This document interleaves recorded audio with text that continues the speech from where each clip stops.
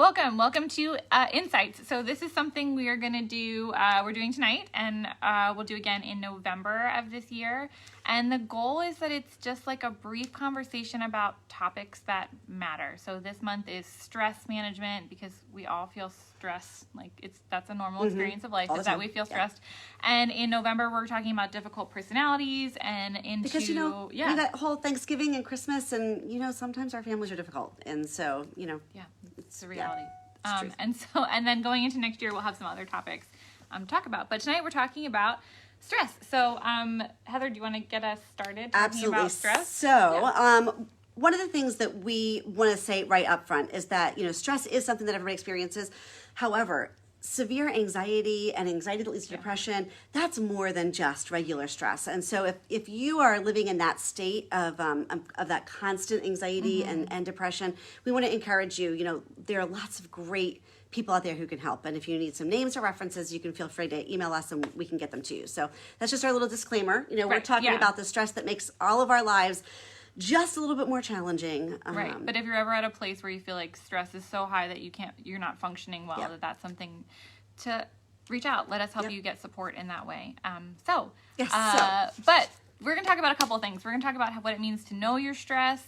We're going to talk about what it means to have a plan with stress. And then we're going to talk about what it means when we interact with God when we're stressed, because that has such great value to our lives. So when I think about stress, and I've been thinking about stress a lot because I knew we were going to do this. So anytime I have a stress thought, I think about how can I share it during Insights? And the first thing I think of when I think about stress is that often our reaction is to figure out how to deal with our stress outside of ourselves. So here's the thing I'm stressed with. How can I fix the thing? And I think that something that's really valuable to do, at least that has been valuable for me, is to take a step back and be able to just know what stress looks like for me. Yeah. Because there's so many times that I may not even realize that I'm stressed until it's hit a level where then I'm not doing good. Over the top.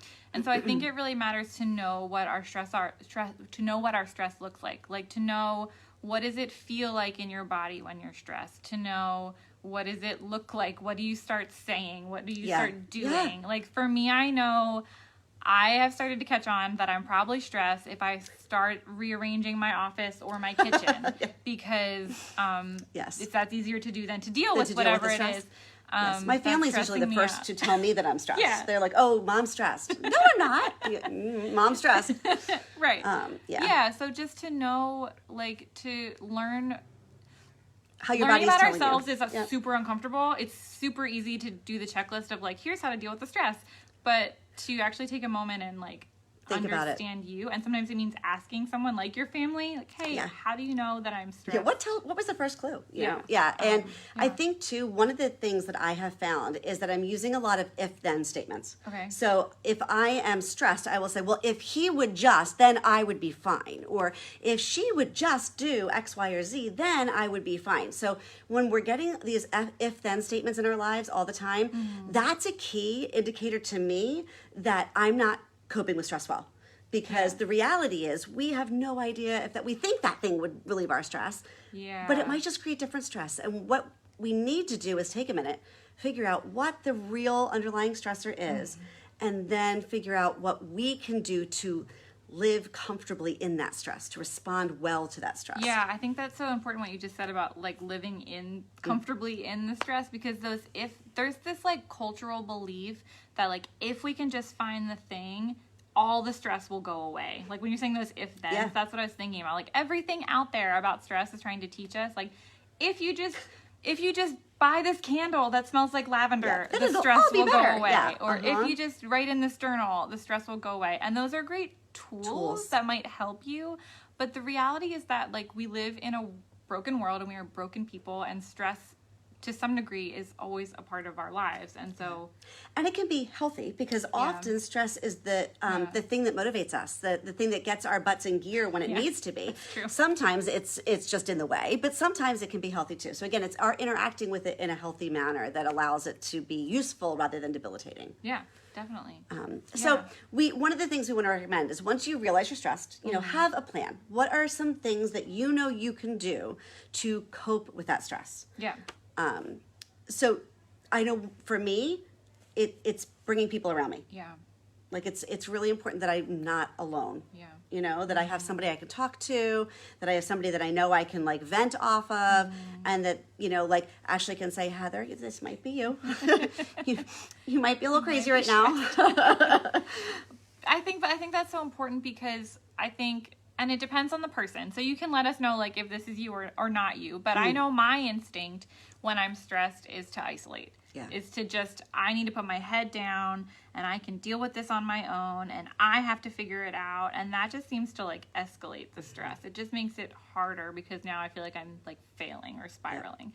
Yeah. And so being able to like have those couple of people that I know I can just be like, here's what's going on. And they, whether it's someone that you know will like kind of put you back in line or someone who will just say like, hey, that really stinks. I'm really sorry that you're stressed.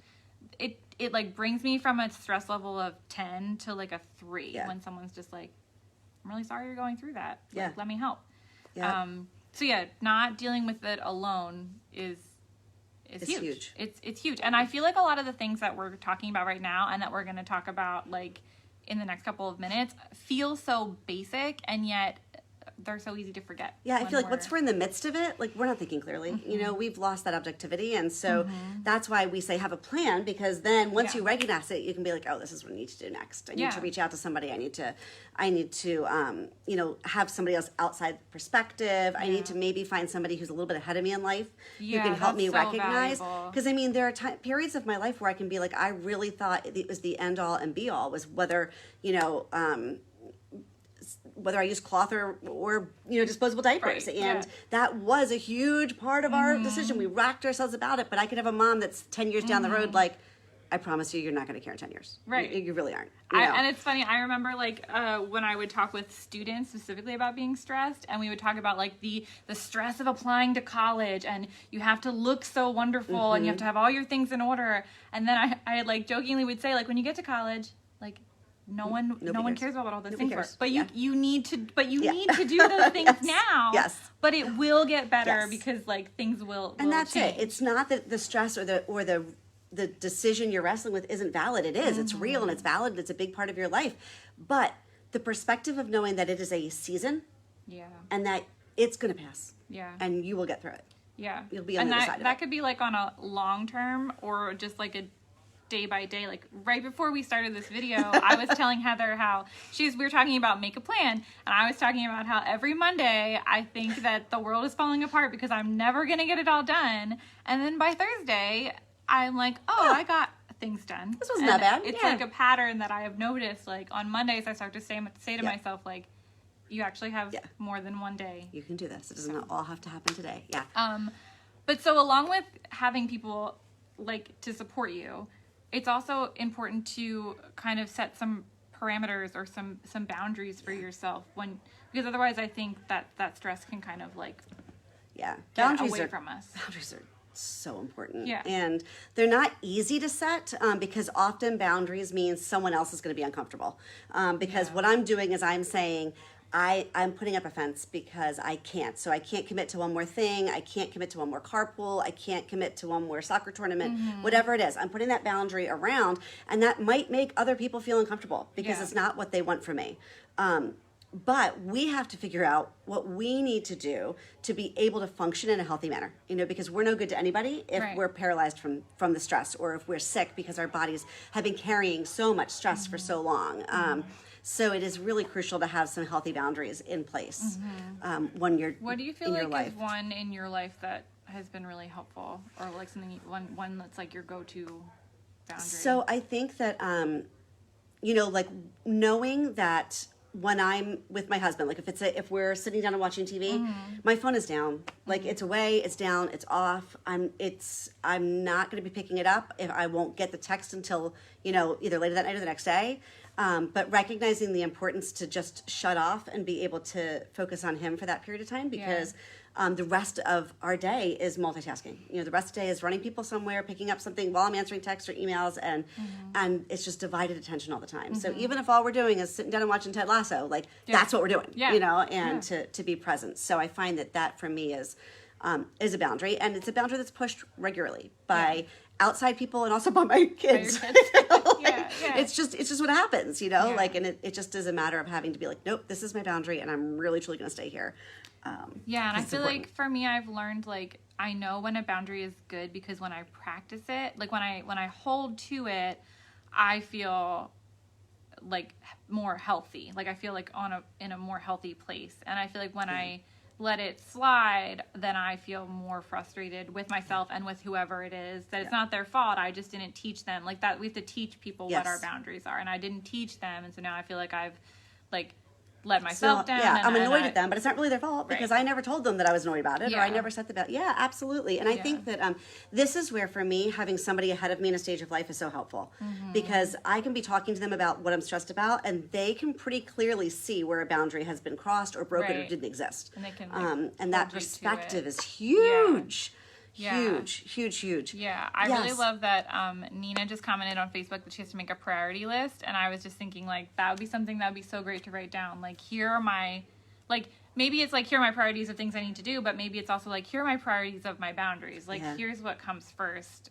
Here it's almost like a vision statement. Like, hey, these are the things that are going to get my attention today, in terms of, like, my kids are high up there today because I know they've had a rough day, whatever it is, and so that you can see how things fall in there. It's also actually one of the things that is on our list is making this list, so I don't know about you, but I know that when I have a lot to do or I'm starting a new project, I get paralyzed. Yeah. Like, I just have trouble getting started. Yeah. And so I put it off and put it off and put it off, which only makes it worse because now it compounds it's just, like, it. Looming back there. Like, do the thing. And do the 17 other things too, Yeah. But one of the things I found is that if I can write down, if I can get it out of my head and onto paper and be like, these are the things that I can do, then I can decide, well, what is a now and what is a later? Because a lot of times the things that I am wrestling with or thinking are nows are laters. Yeah. They're not, it's not an emergency. Nothing's on fire.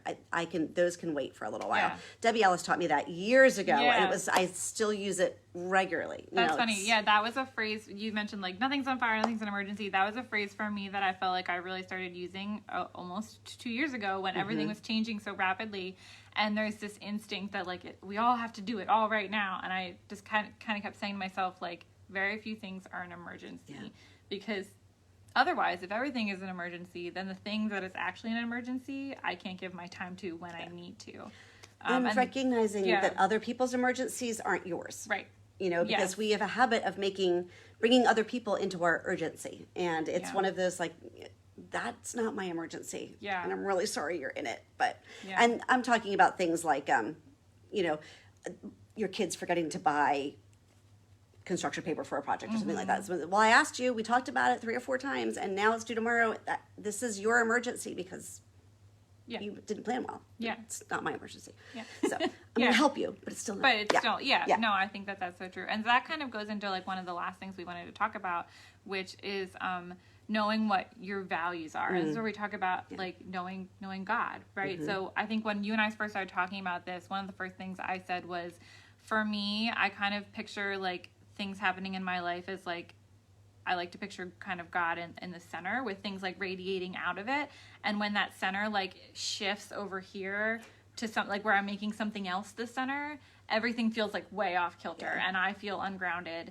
And so when I'm able to, like, sometimes it's, like, most of the times it's, like, really hard. But when I keep it, when I, like, operate from a place where I know, like, my values is, like, God, my family, and, and then everything else, that kind of helps me, like, reorient and, like, come down a little bit. Yeah, absolutely. And I think that, worry is probably something that grips all of us. And I think it's probably one of the biggest enemies we have. And, when we worry, we're picturing all these scenarios of things that could happen or ways that things could go wrong. And I wish I could remember who it was that said it years ago to me, but it was life-changing. When we worry and we picture all those bad things that are going to happen, we're picturing a future without God. Like, we're imagining what it's going to look like to be down the road a month or a week or a year, but we haven't brought God along in that equation because he gives us what we need for today. Yeah. And so to be able to say, you know what, I can't imagine, and I'm not going to, because it's a waste of my energy. Because when I get to it, God will give me what I need to get through it. Yeah. So it's sometimes bringing that long-term worry down to just focus on the and here and now. do you think that also has to do with kind of like a control thing? Like if we think we can control what the future looks like. What, you think I have control issues? This is not a personal. This is not a. I might have some control issues, just a few. Well, I'm thinking about myself too. That like I trick myself into thinking like if I'm worrying about something, if I come up with all the solutions, the fake solutions for it, then at least I feel like I have like control over it. But that control is such like uncomfortable, nervous control because it's again I'm trying to do it and it's on my own. Yeah, and it's often fake. It's all fake control. Like it's not real. We can't really figure out what all the possible scenarios will be and how we can respond to them because we just don't know. Yeah, and that is like the whole thing that when we first started talking about stress, one of the jokes I made is like, well, stress never goes away, and I don't want to be the biggest Debbie Downer like in this video being like, we're talking about stress, but we can't fix it. Yeah. But that's not what I mean when I say that. It's just that I think again like culture. Like everything out on social media, everything teaches us that we can make stress go away. And stress is a part of our environment, and sometimes it pushes us and sometimes it is way too much.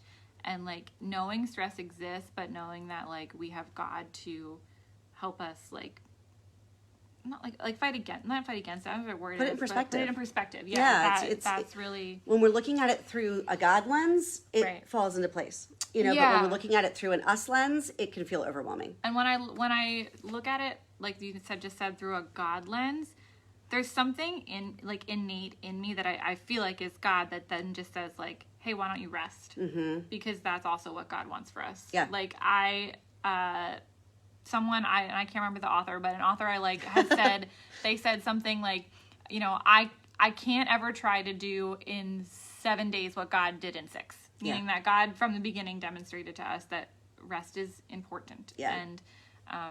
And I feel like whenever I'm like really, really stressed and then I go like, hey God, I should talk to you about this. I feel like one of the first responses I feel I get is like, let's rest. Yeah, let's settle. And think about it. Like if your kids come rushing in with an emergency and they're the first thing you do is you're like, take a breath. Yeah. Take a breath. Let's start at the beginning. And I feel like that's what God is like with us. He's like, take a breath. Let's start at the beginning. Yeah. And then he can walk us through it. I think he's wired us in unique ways. And so that we get filled up in different ways. And so I think really figuring out what fills you up. What makes you feel joyful, what gives you peace, what allows you to decompress and let go of things is vital because he wired us that way for a reason. Right. And so, we have to, that's why the Bible tells us that Sabbath is made for man. Man isn't made for the Sabbath. So basically it's saying God gave us the Sabbath because we need it. It's not like the Sabbath didn't exist and we have to go to it. It was made because he knew we were fragile and we were a mess and that we were going to need Sabbath days. And so it's a matter of figuring out, how do I get filled up? What can I do to recharge my battery, to walk away, to set up a boundary, to be able to take some time to reconnect with God and to put into perspective. Yeah. Cool. Yeah.